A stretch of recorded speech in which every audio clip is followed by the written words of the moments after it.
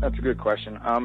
Actually, I mean, for years I've always suggested the more of the 5 to 6 meals a day approach as opposed to the 2 or 3 meals a day approach. But let's look at the big picture. What really matters is caloric balance.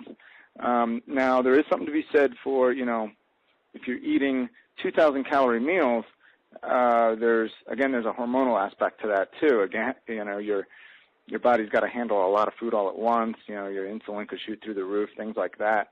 So I do prefer the grazing. I like to eat 5 or 6 meals throughout the day, little smaller portions, even snacks in between.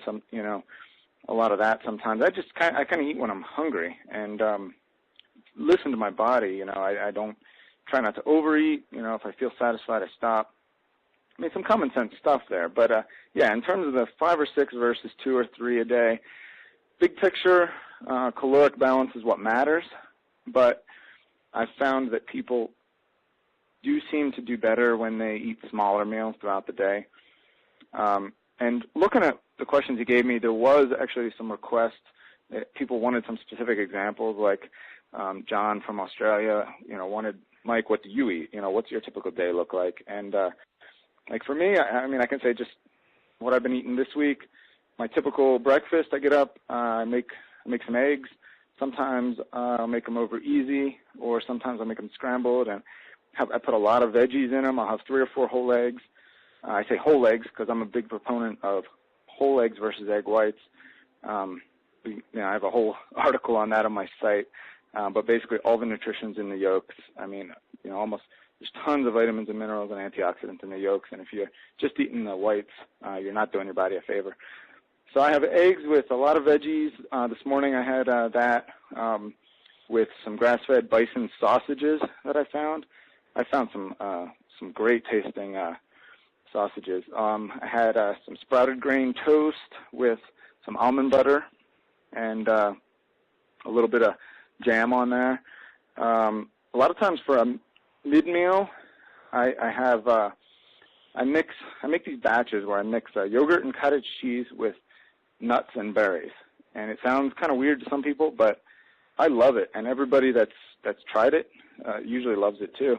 I just make a big batch at the beginning of the week. I put in a container of yogurt, a container of cottage cheese, a bag of frozen mixed berries, and some nuts, maybe some almonds or pecans or walnuts, and mix it all up, and it's delicious. And it's really, super high in nutrients. Got a nice balance of carbs and fat and protein.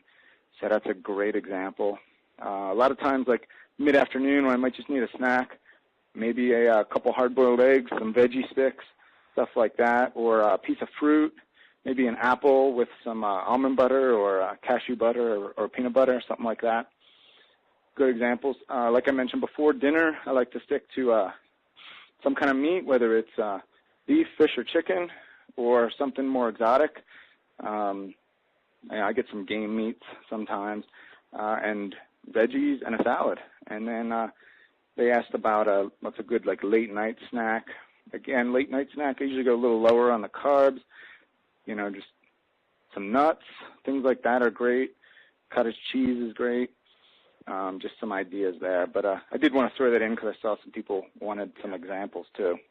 Yeah, no, I think that's a great way to really give people a visual of what they could possibly look at as well for their own diets. Hey, before we get into training now, are you open to see if there's anybody on the phone that has any questions? Sure. I'll put you on the spot. What are you going to say? No? All right, hold on 1 second. Let's see if anybody's out there.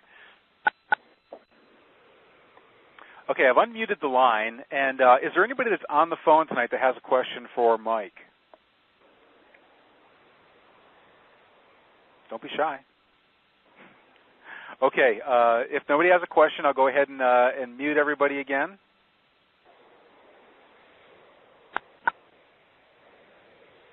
And Mike, it's kind of time now to dig into some of the training questions here, and then I've just got a few kind of that I thought were really good questions that were submitted that were kind of special situation type stuff.